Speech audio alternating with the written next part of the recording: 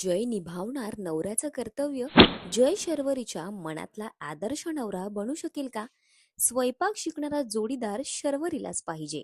Zee मराठीवरील सनई चौघडे या मालिकेत आता जय आणि शर्वरीच्या नात्यातला एक सुंदर क्षण प्रेक्षकांना पाहायला मिळणार आहे. आषाढी एकादशी सणाच्या निमित्ताने सगळं कुटुंब एकत्र आलं असतानाच आजी एक महत्वाचा प्रश्न विचारतात. आज उपवासाची खिचडी कोण बनवणार? पण हा प्रश्न ऐकताच शर्वरी अगदी स्पष्टपणे सांगते की तिला स्वयंपाक अजिबात करता येत नाही आणि ती खिचडी बनवू शकणार नाही.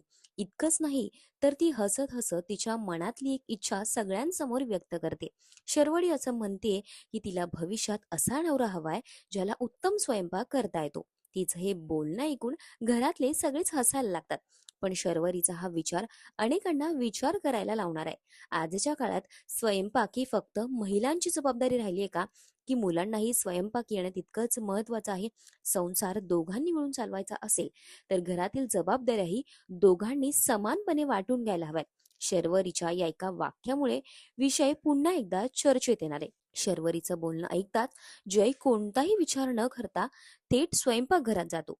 तुला येत नसेल तर मी बनवतो, अशा कृतीतून तो शर्वरीला साथ देतो आणि मोठ्या उत्साहाने तो उपवासाची खिचडी बनवायला सुरुवात करतो. अनुही त्याला मदतीला येते आणि दोघं मिळून खिचडी तयार करण्यासाठी धडपडत असतात.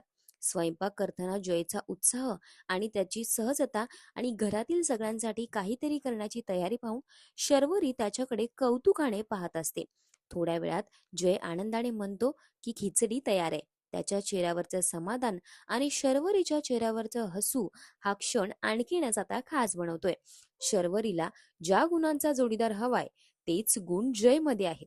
तिच्यासाठी स्वयंपाक करणं, कोणताही अहंकार न बाळगता घरात हातभार लावणं आणि सगळ्यांना आनंद देण्याचा प्रयत्न करणं, या सगळ्यांमुळे जयबद्दल तिच्या मनात आदर आणि आपुलकी वाढली. मात्र या आनंदाच्या वातावरणात छोटा ट्विस्ट पाहायला मिळणार आहे.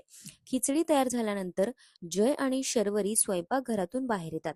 पण यावेळी शर्वरीच्या चेहऱ्यावरचं हसू गायब झालेलं दिसतंय. काही क्षणात आनंदात असणारी शर्वरी आता विचारात हरवली. तिच्या चेहऱ्यावर गंभीर भाव दिसतंय. आता नेमकं तिच्या मनात काय सुरू आहे? जयने तिच्या अपेक्षेप्रमाणे प्रत्येक गोष्ट करून दाखवली, तरीही ती इतकी अस्वस्थ का? भविष्यात येणाऱ्या एखाद्या संकटांची तिला चाहूल लागली आहे का? की जयबद्दल तिच्या मनात भावना निर्माण होत असतानाच तिला एखादा मोठा निर्णय घ्यायचा आहे? त्यामुळे मालिका खूपच इंटरेस्टिंग वळणावर आहे. अशाच मालिकांचे ताजे अपडेट्स जाणून घेण्यासाठी मालिका बझ मराठीला आत्ताच सबस्क्राईब करा आणि बेल आयकॉन प्रेस करायला विसरू नका.